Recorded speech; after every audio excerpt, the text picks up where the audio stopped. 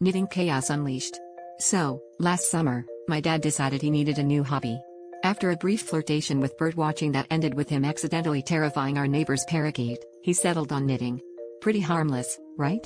My mom was thrilled, thinking it might keep him out of trouble. Dad was inspired by all those Instagram accounts of people making cute scarves and hats, and he was determined to out-knit them all. He ordered a massive kit online with yarn in every color you can imagine. The living room quickly became a jungle of tangled threads and half-finished woolen creations. Then came a Saturday morning when Dad stumbled upon a Knitting for Warriors video on YouTube.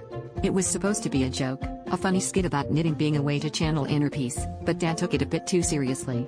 By evening, he had created what he called the Woolly Warrior move. He'd swing a pair of knitting needles around, shouting things like yarn chop and pearl of power. It was both impressive and slightly concerning. The rest of us sat on the couch, watching in awe and trying not to laugh too hard lest we hurt his feelings. Word got around the neighborhood.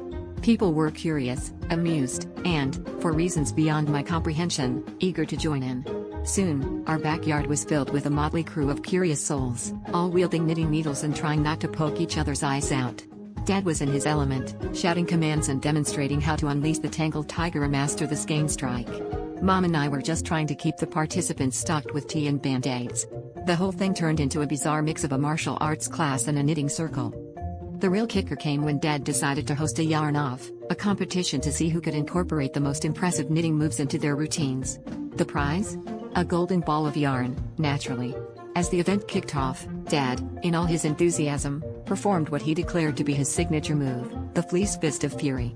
Amidst cheers and laughter, he accidentally flung his needles into the air, and they landed perfectly, knitting a small scarf around our cat, Mittens, who was entirely unimpressed by the whole affair.